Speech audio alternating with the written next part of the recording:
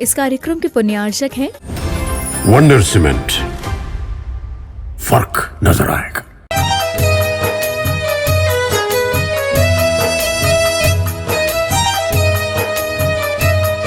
ओम नमः सिद्धेभ्यः। ओम नमः सिद्धेभ्यः। ओम नमः सिद्धेभ्यः। नमः श्री वर्धमानाय निर्धूत कलिलात्मने सालोकानां त्रिलोकानां यद विद्या दर्पणायते।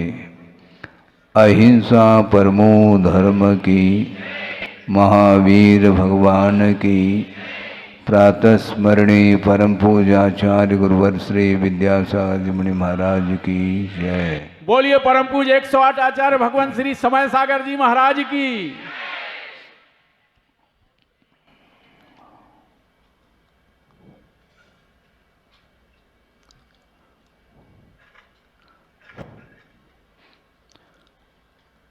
आत्मा के पास जानने की, देखने की और संवेदन करने की क्षमता है, और इस आत्म तत्व अथवा जीव तत्व को छोड़ करके अन्य जितने भी पदार्थ हैं उनमें ये क्षमता नहीं है। वो जड़ है, उसमें चेतनता नहीं पाई जाती। और यह शरीर भी जड़ है, इसमें आत्म तत्व है। वो इससे बाहर निकल जाए तो फिर इसको रखने की इच्छा नहीं रहती किसी को भी। अंत्येष्टि के लिए ले जाते हैं और एक क्षण में यह शरीर राख राख हो जाता है। ये वस्तु का स्वरूप है। भगवान भी इसको रोक नहीं पाएंगे। हम और आपका जो शरीर है वह दिव्य नहीं है। शरीर तो है किंतु इसमें दिव्यता नहीं है। और जो स्वर्गीय सौधर्म इंद्र है उनका दिव्य शरीर है, सप्त धातु से रहित है। और उसके समान और अन्य जो देवगण हैं उनके शरीर में हम और आपके अपेक्षा से भले दिव्यता रहे, किंतु सौधर्म इंद्र के साथ तुलना करते हैं तो उनकी दिव्यता भी कोई मायना नहीं रखती है। इसके बावजूद भी वह सौधर्म इंद्र प्रभु के चरणों में नतमस्तक हो रहा है। तो प्रभु के चरणों में नतमस्तक हो रहा है, इससे स्पष्ट है कि सौधर्म इंद्र के शरीर की दिव्यता के सामने प्रभु के जो शरीर की दिव्यता है वो अद्भुत है। समस्या एक और है, वह आपके सामने रख रहा हूं। तीर्थंकरों का शरीर असाधारण होता है, विशेषता को लेकर के रहता है। इसके बावजूद भी गृहस्थ अवस्था में जब वो रहते हैं उनकी आरती आप क्यों नहीं उतारते हैं? शरीर तो दिव्य है ना, शरीर चमक रहा है, दमक रहा है, आकर्षण का केंद्र बन चुका है इंद्र के लिए भी।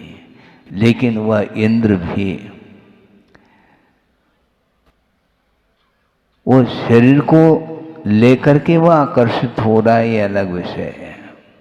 किंतु जब तक रत्नत्रय को अंगीकार नहीं करेंगे तब तक वो आराध्य नहीं कहला सकते। आराध्य आराधक भाव को लेकर के चर्चा करते हैं तो ऐसा लगता है कि शरीर की आराधना नहीं होती किंतु गुणों की आराधना होती है।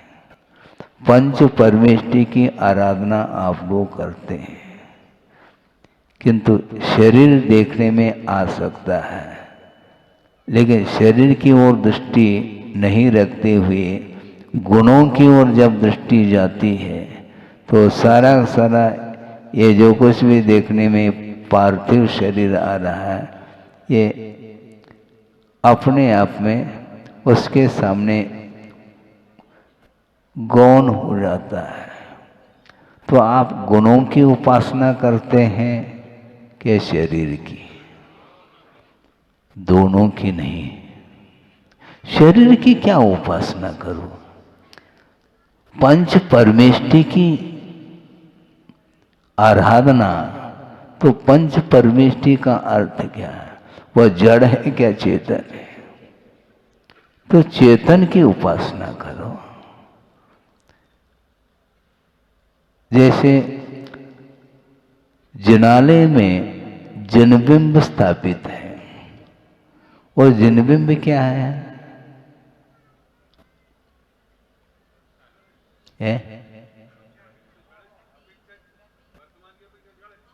जड़ ही है ना। अच्छा, हम ये पूछना चाहते हैं, उसका उत्तर देना, क्योंकि प्रवचन में कभी कभी इस प्रकार के प्रसंग रखने से अर्थ खुलता है। बहुत अच्छी प्रतिमा बनी है किंतु अभी वह प्रतिष्ठित नहीं है। आप पूजा क्यों नहीं करते? अभी तो आप कह रहे हैं शरीर की पूजा।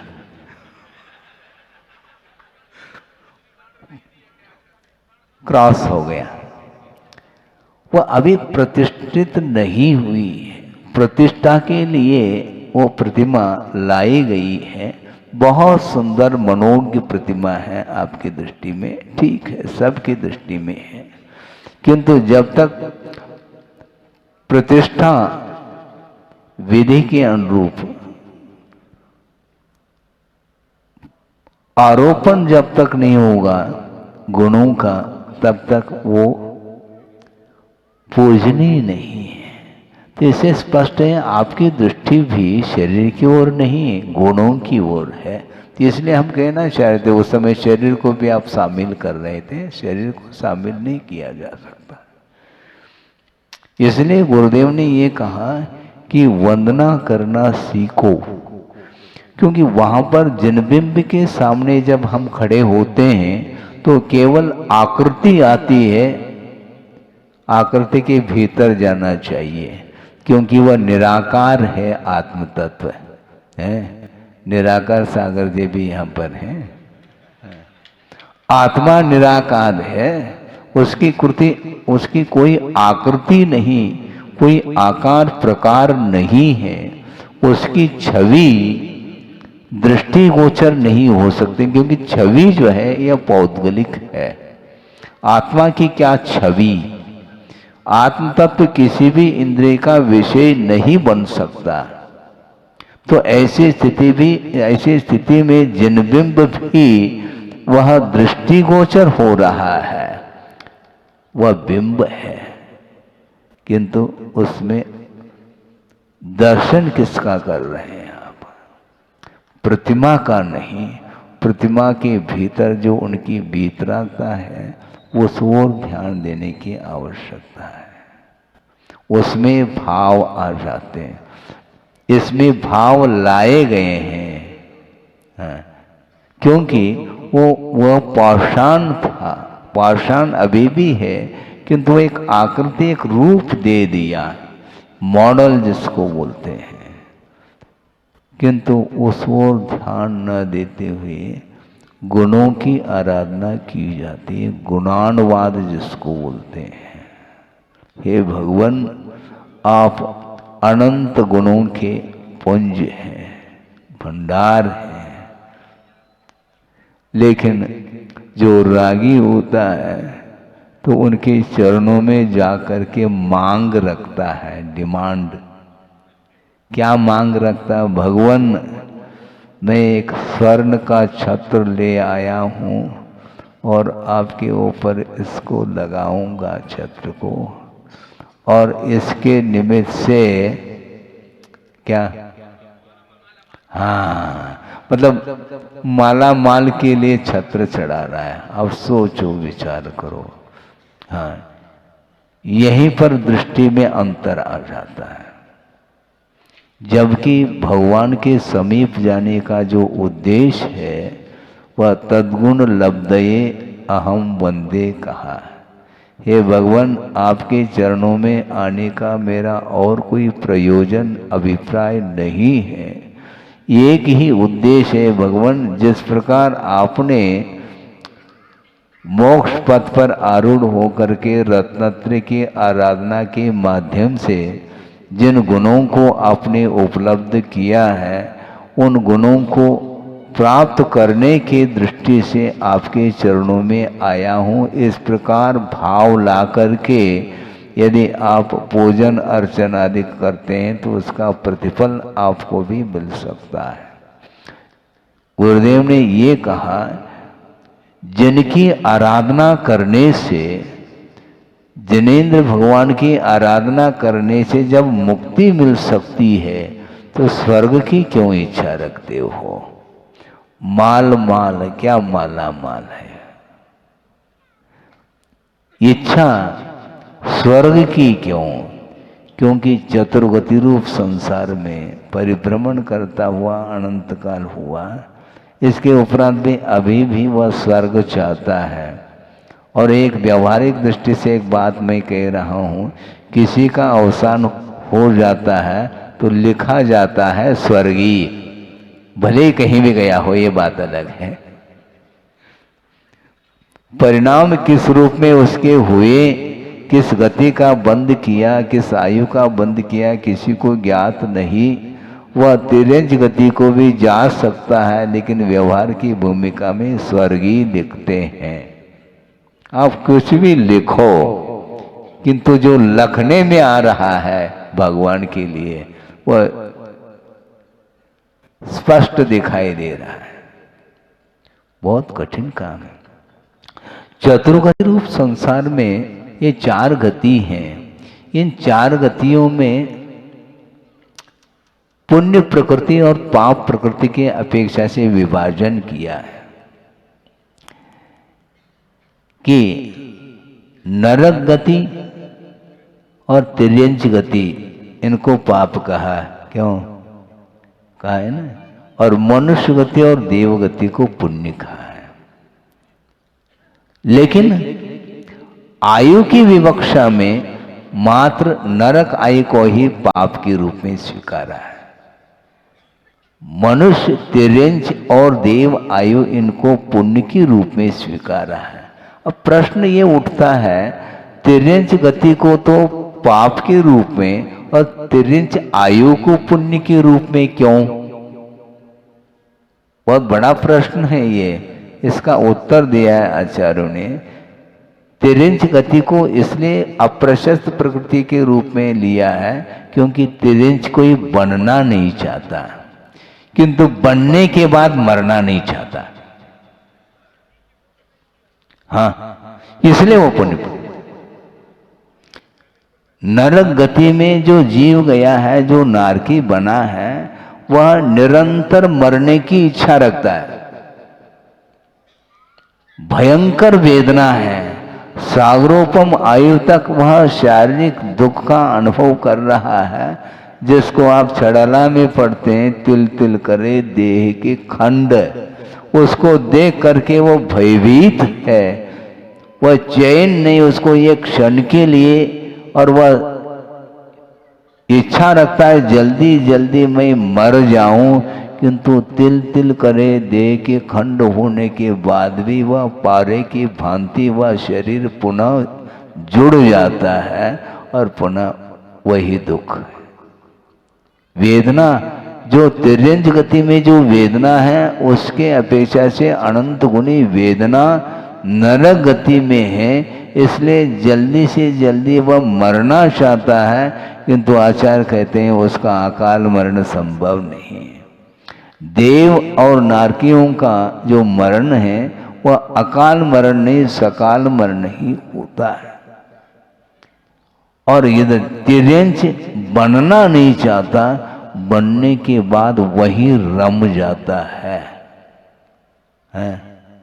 एक राजा जिन्होंने अपने जीवन के आदि से लेकर के अंत तक वैभव का उपभोग किया है और अवसान होने का समय आया है और वह पूछ रहा है अपने भविष्य के विषय में। तो क्या पूछता है, भगवान अगली पर्याय हमें कौन सी मिलेगी, हमारा मरण कब होगा, क्या, इसके बारे में तो अवधि ज्ञानी मुनि महाराज बोल रहे हैं 3 दिन के बाद तुम्हारी आयु समाप्त होगी और मरने के बाद कहाँ जाऊंगा। तो उन्होंने कहा मैं बताऊंगा तुम भयभीत हो जाओगे। भगवान बताना तो पड़ेगा। उन्होंने कहा बिल्कुल एग्जैक्ट 3 दिन बाद अवसान होगा, किंतु अवसान होने के बाद तुम्हारा जो जन्म होगा, तुम्हें जो पर्याय मिलेगी वह ऐसी निकृष्ट पर्याय मिलेगी। कहाँ पर है? हाँ, दुर्गंधित वस्तु है वो, उसका वह कीड़ा बन रहा है, तो अब उसको अच्छा नहीं लग रहा है। अच्छा लगे या बुरा लगे, कृत्य तो तुमने किया और पाप का फल भोगने के लिए तुम्हें वहां पर जाना पड़ेगा। अब वह परेशान है, बहुत टेंशन में आया है और बैठे बैठे ये सोच रहा है कि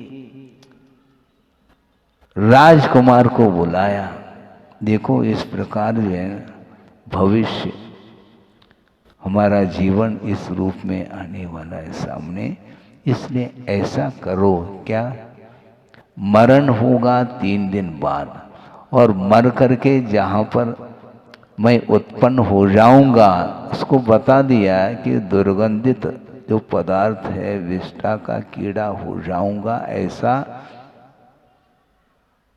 अवधि ज्ञानी मुनि महाराज ने कहा है और उनके वचन असत्य नहीं निकल सकते हैं। इसलिए जिस समय मैं उत्पन्न हो जाऊंगा उसी समय एक लठ लेकर के आ जाना और लठ से प्रहार कर देना। सुन रहे हैं आप? हाँ, वो कह रहा है। तो ठीक है, राजकुमार ने सोचा 3 दिन व्यतीत हुआ, जा करके देखता है, बस एकांत क्षण भी नहीं लगा, उसमें से एक बड़ा कीड़ा आ गया, लठ ले करके खड़ा है, जैसे मारने के लिए प्रहार करता है वह अंदर चला जाता है। बार बार प्रहार करने के उपरांत भी उस चपेट में नहीं आता, वो भीतर चला जाता है। तो वह सोचता है कि हो सकता है हमारे पिताजी का जीव ना हो, ये भी संभव है। जा करके पुनः मुनि महाराज को पूछता है, भगवान ये क्या बात है, आपकी वाणी तो बिल्कुल ठीक निकली कि 3 दिन के उपरांत अवसान तो हुआ और वह कीड़ा भी हुआ है, लेकिन वह लठ के लिए उन्होंने कहा था लठ से प्रहार कर देना, किंतु वो भीतर क्यों जाता है? वो ऐसा तो नहीं कि वह कोई दूसरा जीव हो, नहीं, तुम्हारे पिताजी का ही है, तो वह बचना क्यों चाहता है? तो ये कहा गया जहाँ पर जो उत्पन्न होता है उसको उसी में, हाँ, वहीं रम जाता है। आपके लिए वह दुर्गंधित पदार्थ है, किंतु उसके लिए वही इष्ट है।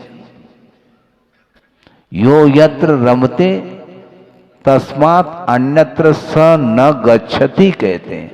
जो जहाँ पर रहता है, रममान होता है, तो वहाँ से वह छोड़ना नहीं चाहता, इसलिए तिर्यंच मरना नहीं चाहता, जाना कोई भी नहीं चाहता। हाँ, वहाँ पर रम जाता। इसको बोलते हैं विषय, पंचेंद्रिय के जो विषय हैं इसका ये तासीर है। ये प्रकृति, इसका स्वभाव यही है। एक ही वस्तु भिन्न भिन्न समय पर वह इष्टानिष्ट के रूप में प्रतीति में आती है। जो आपके लिए अभीष्ट है, अगले क्षण में वही अनिष्ट संभव है। ये कैसे महाराज? आपने भोजन कर लिया है और रुचिकर था, इसलिए थोड़ा अनुपात बढ़ा दिया, फिर अपच हो गया।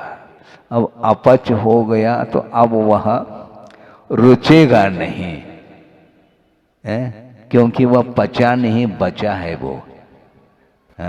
पच नहीं, डाइजेस्ट नहीं हुआ, वो पचा नहीं है, बचा हुआ है। इसलिए अब खट्टी डकार आ रही है, बदबू आ रही है, और जब तक वह क्लीनिंग नहीं होगा तब तक उस पदार्थ को खाने की रुचि उसके अंदर जागृत नहीं होती है।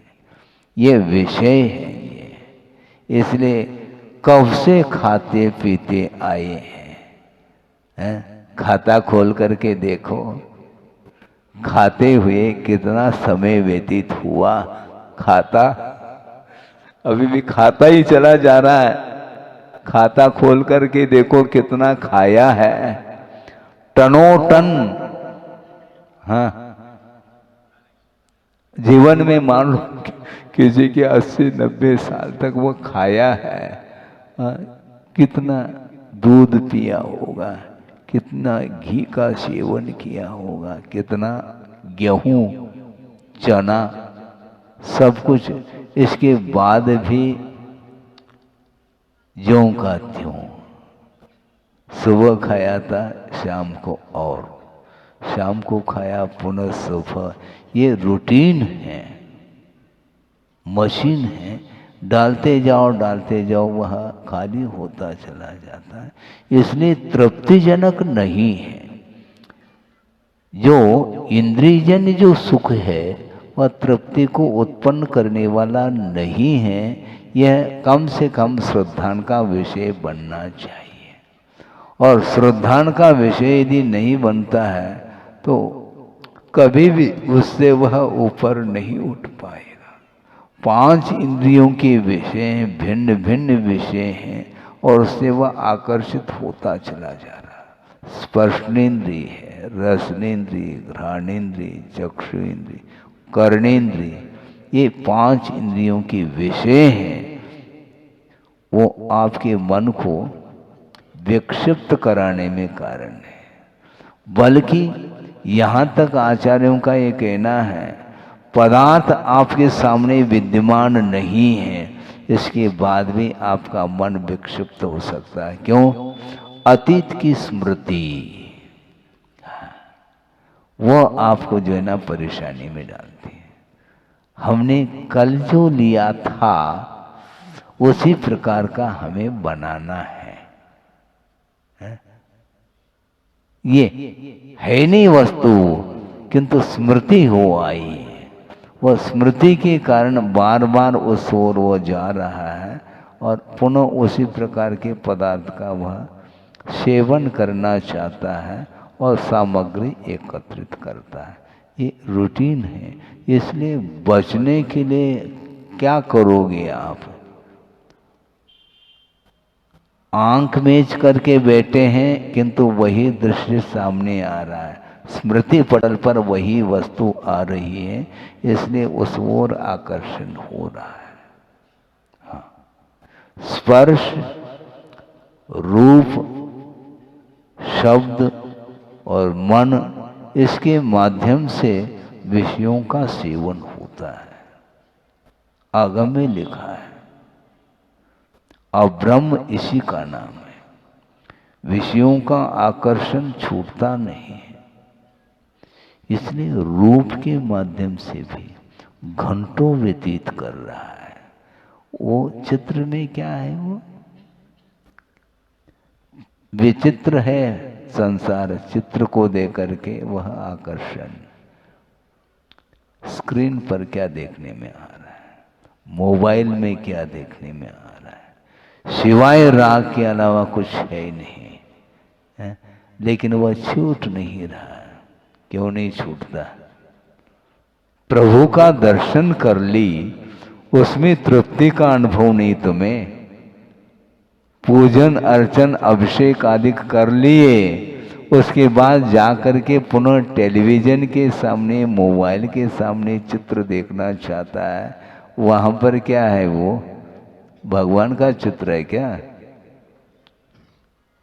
राग, यह राग आग दहे कहते चले जा रहे हैं, इसके उपरांत भी हम छोड़ नहीं पा रहे हैं।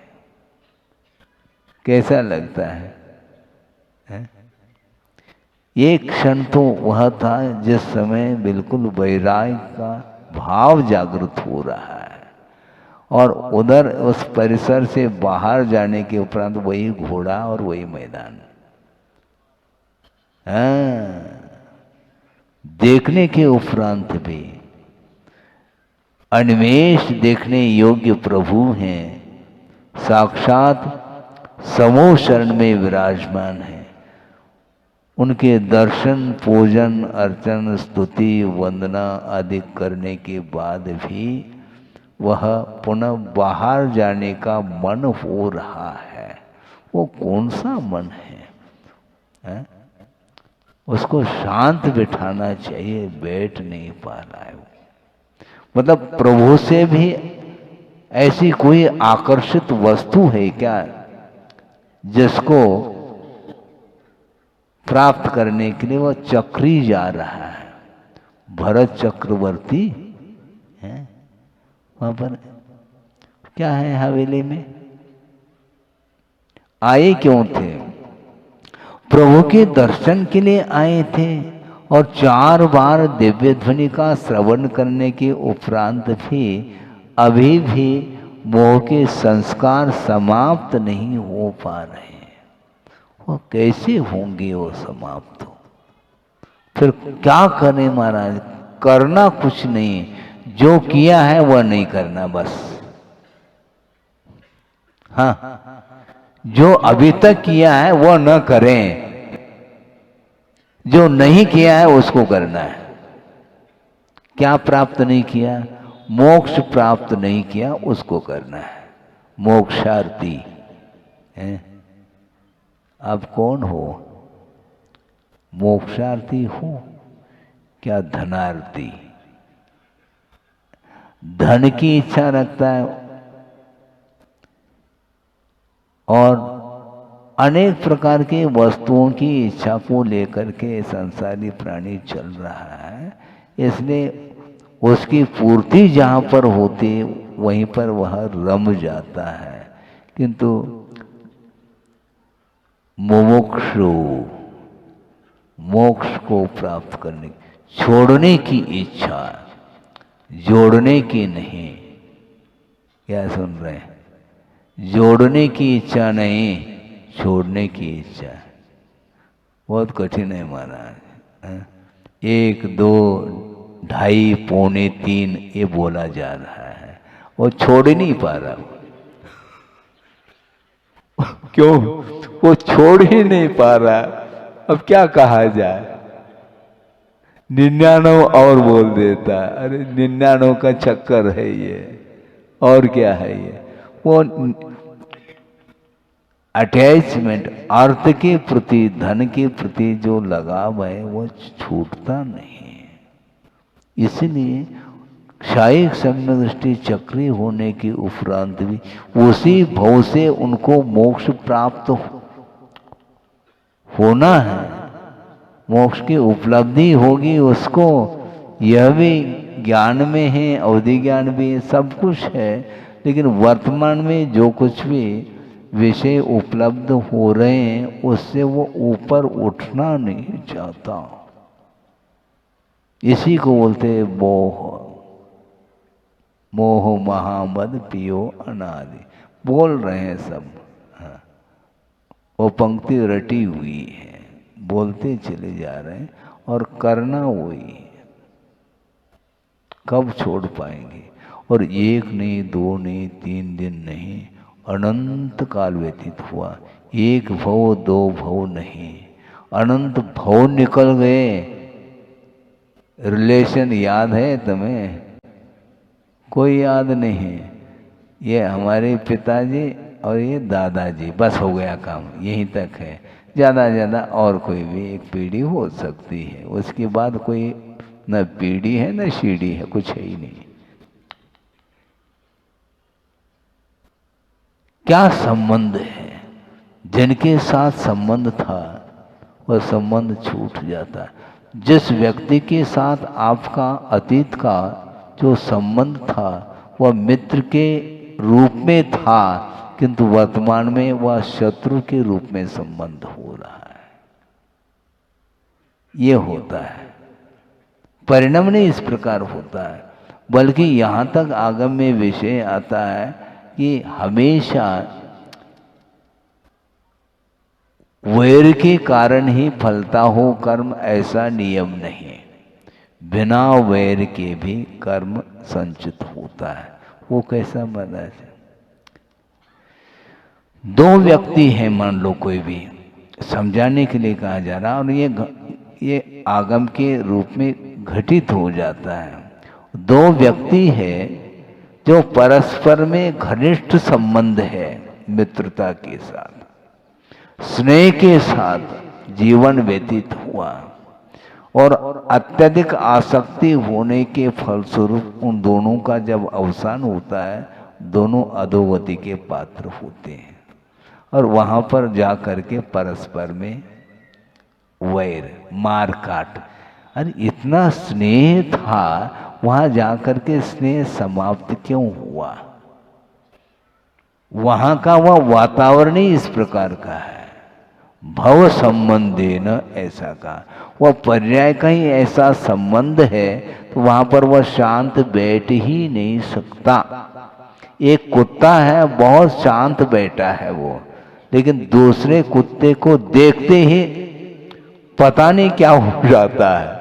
तो ऐसा ही होता है वो। इसको बोलते भव संबंधे न, वह क्षेत्र का एक वातावरण का ऐसा प्रभाव है, वो नहीं चाहते हुए भी अच्छी विक्रिया बनाना भी चाहें तब भी वह बुरी विक्रिया ही होती चली जाती है।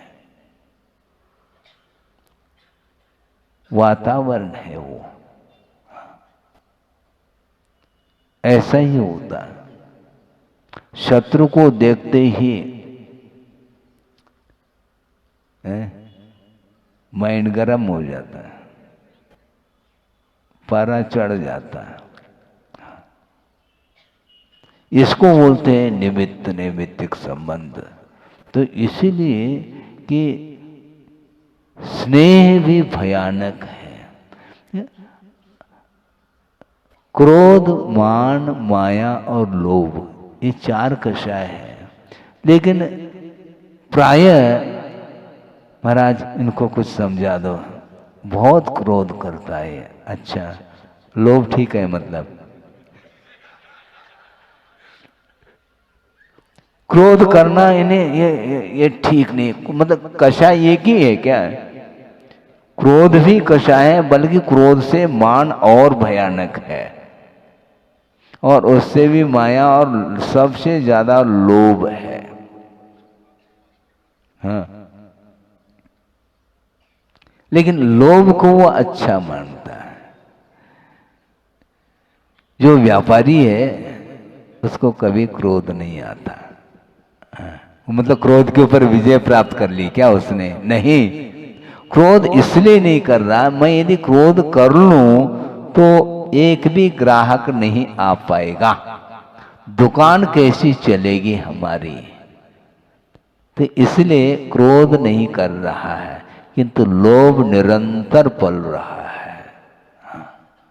इतना लोभ है कि लड़का आया है, पिताजी हाँ आपके लिए टिफिन लाया हूँ, भोजन का समय हो गया, रखो, अभी तो ग्राहक का ताता, हाँ ग्राहक के ऊपर ग्राहक आ रहे हैं, अभी भूख तो खत्म। उन्हें हमें ऐसा लगता है कि हमने खा लिया, ऐसा महसूस हो रहा है।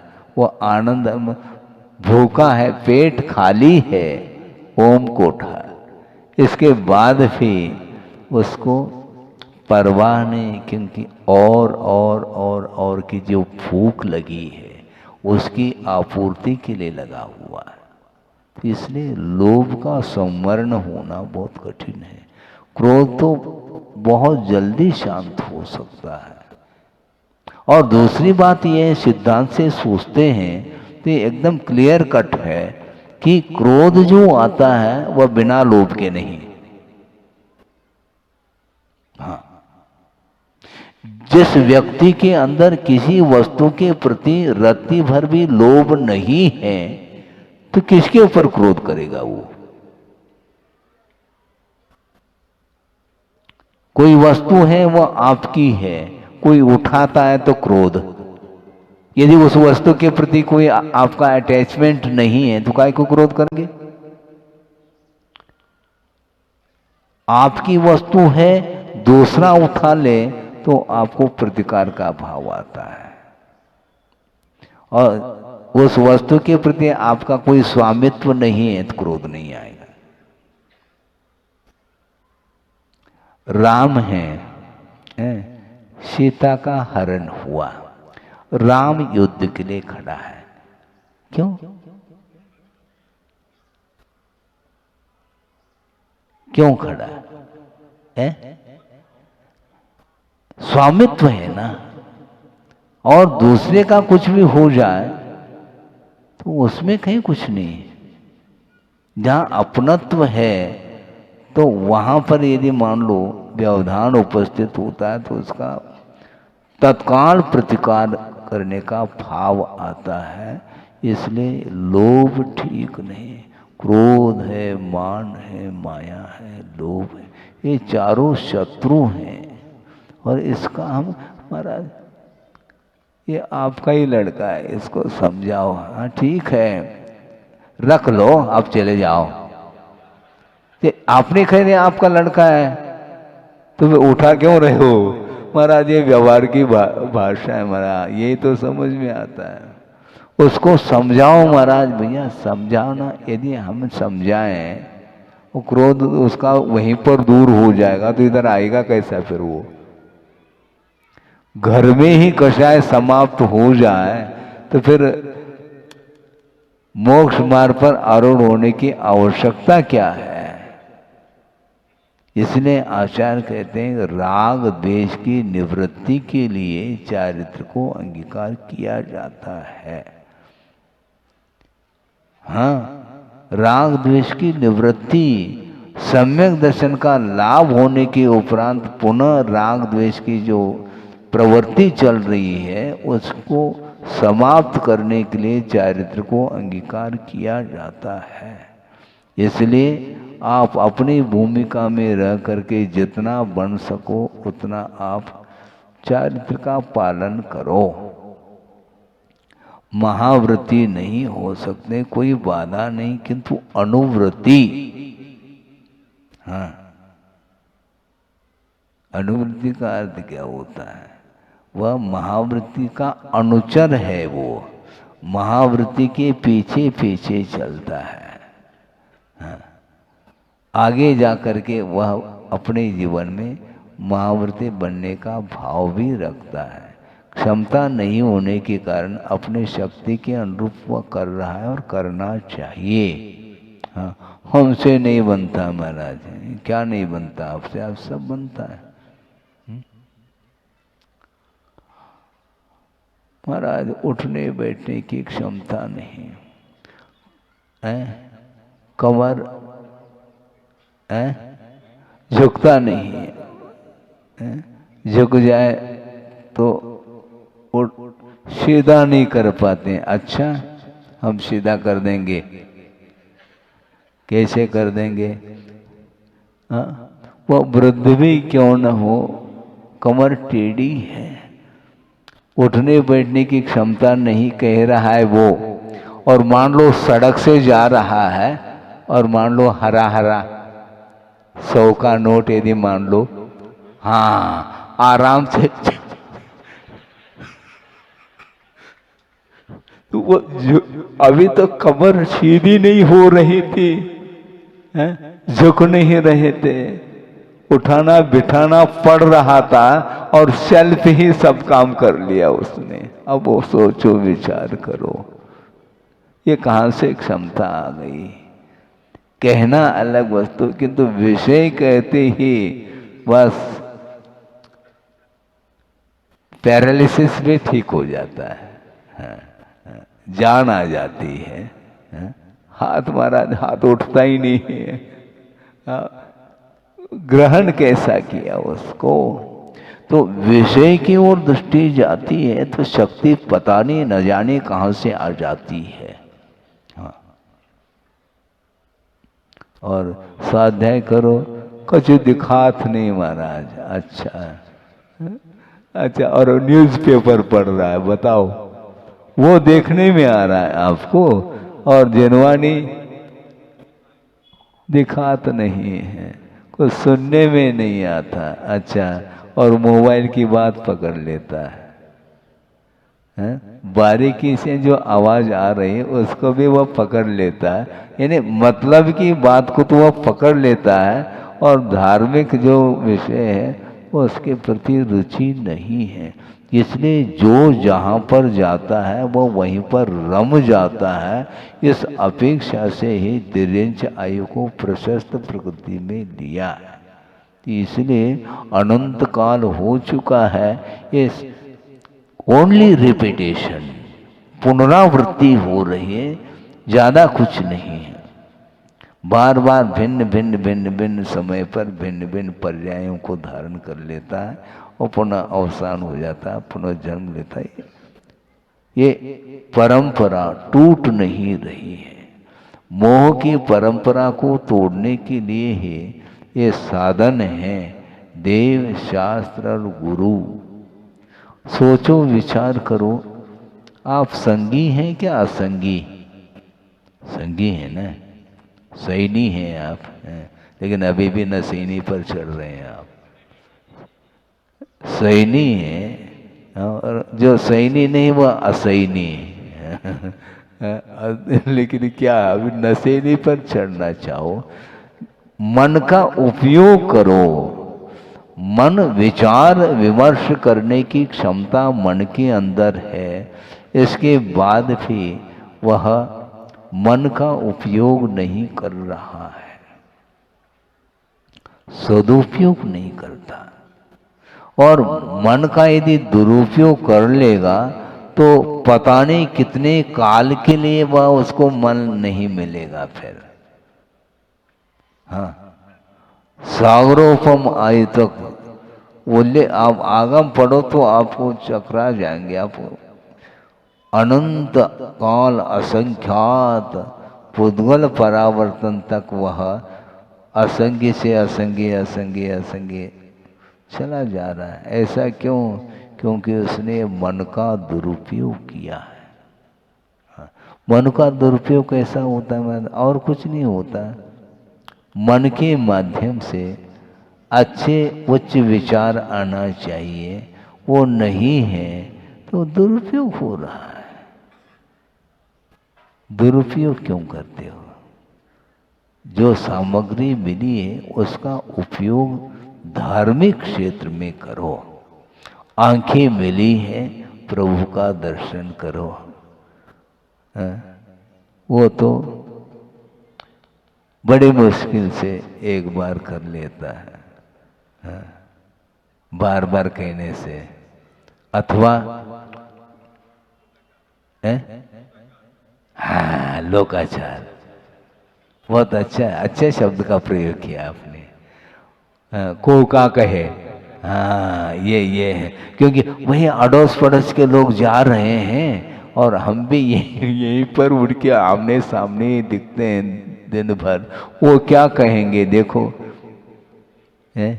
इसलिए करो तो केवल दूसरे की वजह से थोड़ी करना है। प्राय करके ये प्रलोभन के वशभूत होकर के अथवा भयभीत होकर के धार्मिक क्रियाओं को करता है। छोटा बालक है तो लोभ के वशभूत होकर के, बेटा क्या मंदिर जाना है, देव दर्शन करना है, उसको मालूम नहीं है देव क्या होता है, क्या मंदिर होता है। नहीं जाओगे बस तुम्हें टॉफी नहीं मिलेगी। बस किसी भी प्रकार से टॉफी मिलनी चाहिए। तो उस लालच में आकर के वो जा रहा है, उसको भगवान से कोई लेन देन नहीं है। ये होता है कभी भयभीत होकर के, कभी लोभ की वशवश होकर के कुछ क्रियाओं को कर लेता है, किंतु वह रुचि से नहीं करता। लगनशीलता आस्था के साथ जो क्रियाएं होती हैं उसके माध्यम से विकास होता है। इसलिए आस्था बहुत आवश्यक है। और चढ़ाला में नहीं पढ़ते हैं आप लोग क्या, मोक्ष मार्ग की प्रथम सीढ़ी या बिन ज्ञान चरित्रा। सम्यक दर्शन के बिना ज्ञान और चरित्र की जो परिणति है वह समीचीन नहीं है। उसमें जो समीचीनता आती है वह आस्था के बल पर आती है। इसलिए आस्था के साथ मंदिर जाओ, इसका क्या फल मिलेगा महाराज? तो फल ही तो लटक रहा है तुम्हारे दिमाग में। निरपेक्ष यदि मान लो अपेक्षा रखना भी चाहो तो केवल कर्म क्षय की अपेक्षा के साथ आप प्रभु की आराधना करो। और दूसरे अन्य वस्तुओं की प्राप्ति के लिए जो कर रहा है तो वो अच्छा, हम ये पूछना चाहते हैं भगवान देते हैं क्या? धारणा क्या है फिर? नहीं महाराज भगवान देते हैं, अच्छी बात है, भगवान के पास जाओ, फिर भोजनशाला में नहीं जाना, किचन में नहीं। क्या आवश्यकता है? रसोई नहीं बनाना है, भगवान देते हैं, खड़े हो जाओ भगवान के सामने। भगवान नहीं देते, भगवान की आराधना करने से पुण्य का संचय होता है, उसके माध्यम से वस्तु मिलती है, भोग सामग्री मिलती है। कभी भी विपरीत धारणा नहीं बनानी चाहिए। भोग भूमि में कल्प वृक्ष होते हैं, कल्प वृक्ष के सामने इच्छित वस्तु प्राप्त हो जाती है, तो उसी प्रकार भगवान भी कल्प वृक्ष के समान है महाराज। हाँ ये ठीक है, एक विवक्षा से कह सकते हैं आप, क्योंकि जो कुछ भी पुण्य संचित होगा वह प्रभु की आराधना से होगा। क्योंकि जितनी विलासता मिलती जाएगी तो वह उसमें डूबता चला जाता है, भगवान को भी भूल जाता है। कल परसों भी हमने बात कही, जब संकट में पड़ जाता है, विपत्ति आकर के घिर जाती है, तो उस समय वह भगवान को याद करता है, किंतु जब पूरी तरह से अनुकूलता है तो उसमें वह डूब जाता है, भगवान को याद नहीं करता। इसलिए अपने ही परिणाम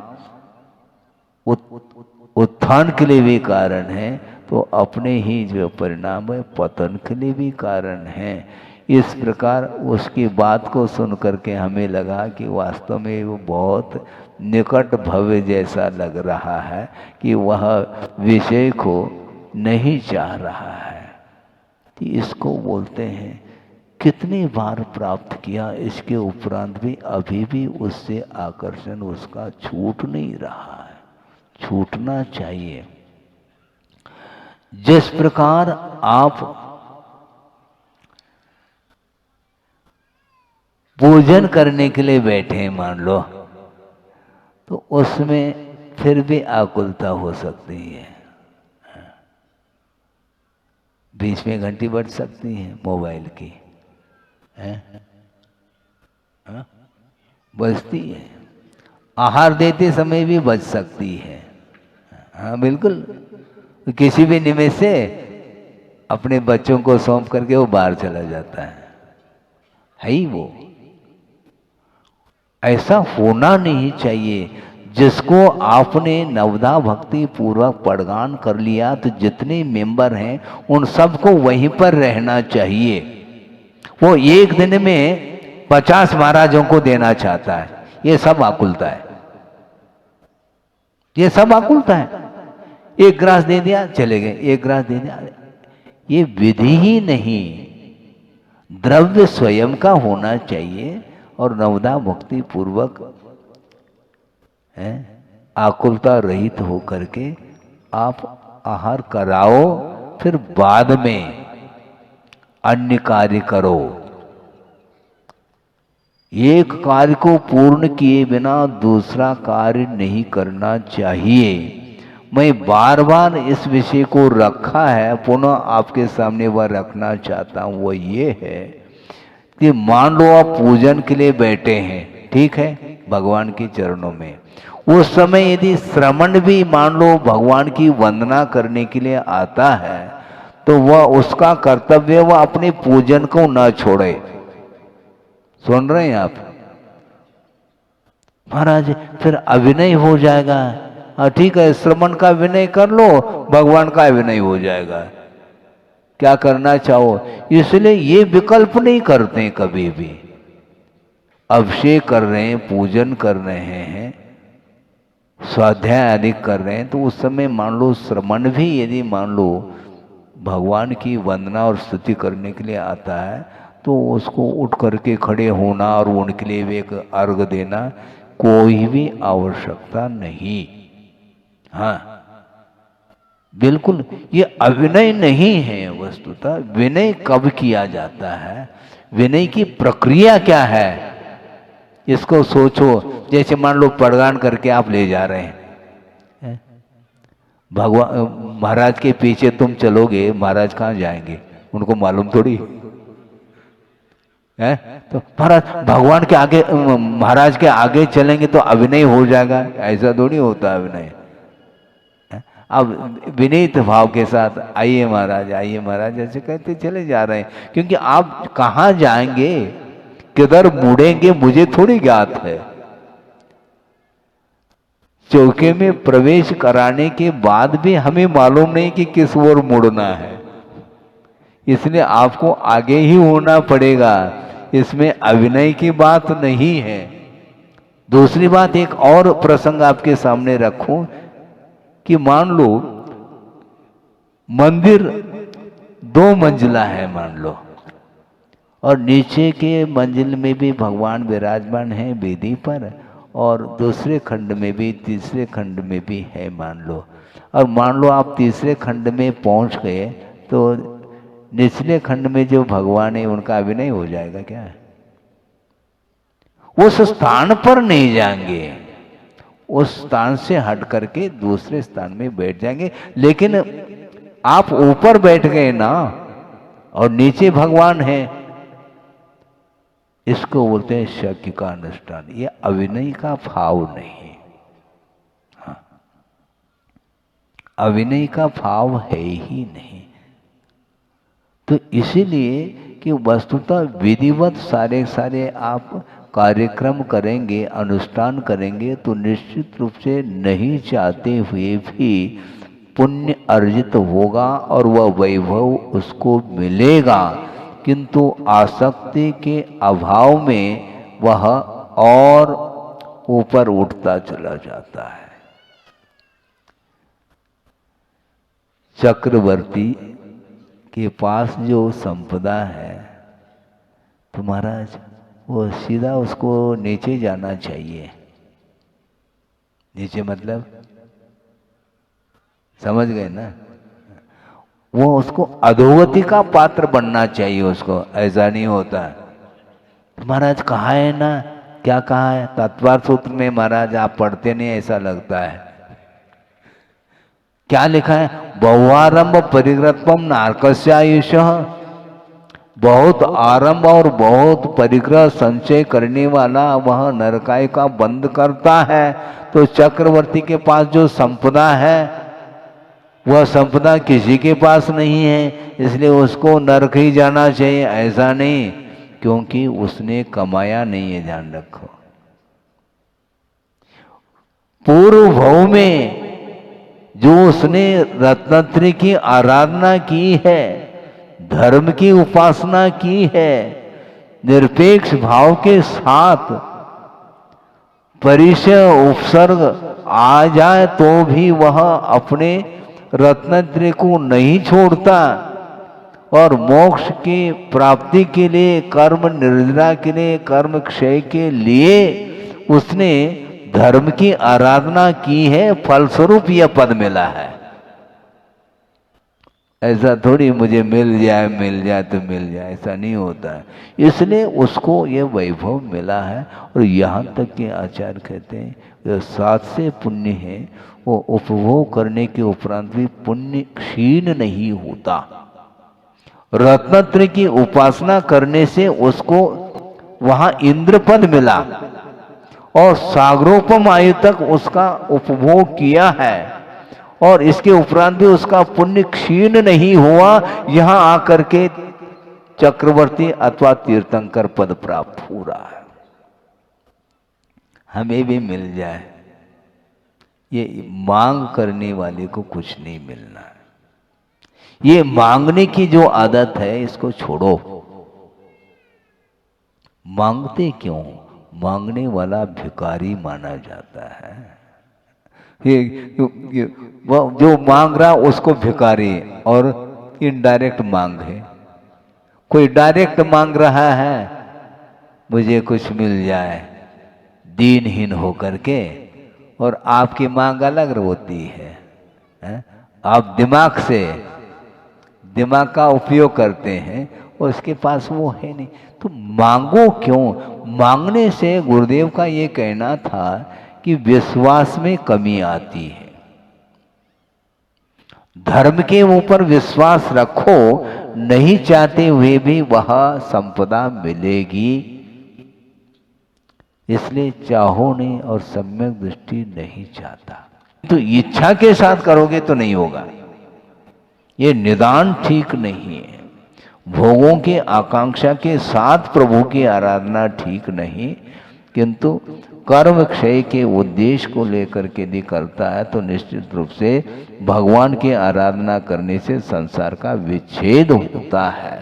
इस पवित्र भावना के साथ जो आराधना करता है वो उसके अंदर इच्छा है ही नहीं।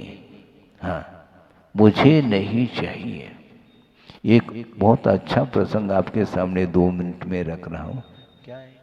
तो हमने सोचा ये क्या हो गया, इसको बोलते हैं ये धर्म ध्यान करते समय पता नहीं पड़ता है। इसलिए हम इतना ही कहना चाहते हैं, आप ताली बजाओ या नहीं बजाओ, कि वस्तुतः परिणामों को पवित्र बनाने के लिए सब कुछ साधन सामग्री है। इसलिए देव गुरु शास्त्र को छोड़ करके अन्य वस्तुओं से आकर्षित नहीं होना चाहिए। इतना ही प्रवचन का सार है। अहिंसा परमो धर्म की जय। बोधि समाधि परिणाम शुद्धि स्वात्मोपलब्धि शिवसो की सिद्धि चिंतामणिम चिंतित वस्तुदाने त्वामंद मानस्य ममास्तु देव। परम पूजा आचार्य गुरुवर श्री विद्यासागर जी महाराज की जय। इस कार्यक्रम के पुण्यार्चक थे वंडर सीमेंट। फर्क नजर आएगा।